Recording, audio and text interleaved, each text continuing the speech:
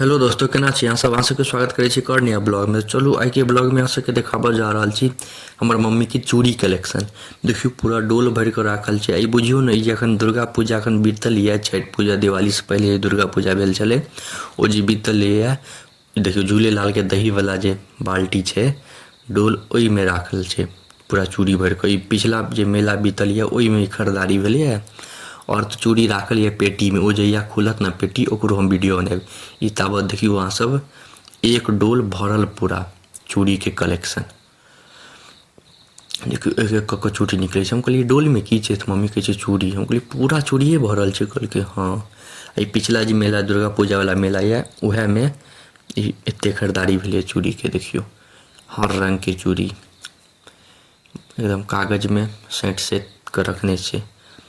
आब अखन नवाह जेबै देखऽ लेल, ओहो अहाँके ब्लॉग डालब हम अपन चैनल पर। तऽ उहे ले मम्मी अपन चूड़ी देख रहल छै कोन पहिर कऽ जइए। श्यामा माई मंदिर में नवाह भऽ रहल छै, तऽ उहे देखऽ ले जेबै।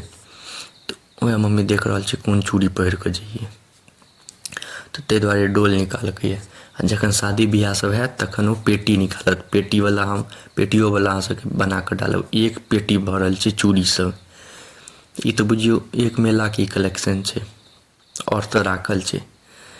ताबत एते अहाँ सब देख लियो केहन केहन रंग के चूड़ी छै, हर डिजाइन के अलग अलग चूड़ी के।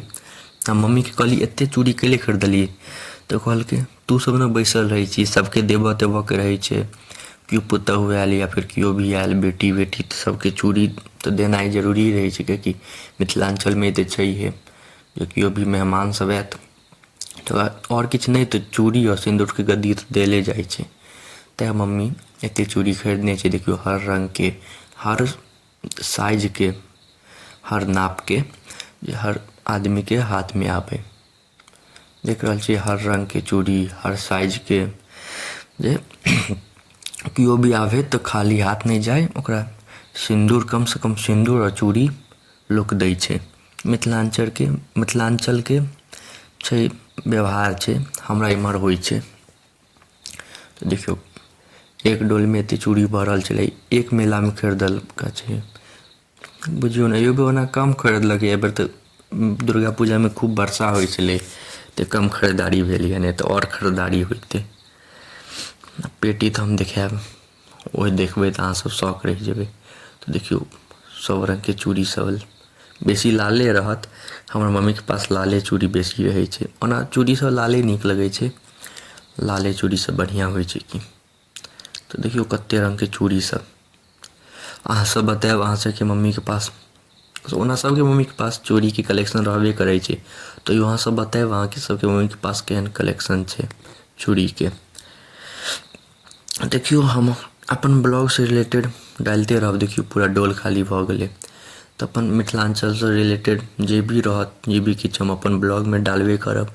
और रोज 10:01 में ब्लॉग अहाँ सबके पास पहुँच जायत।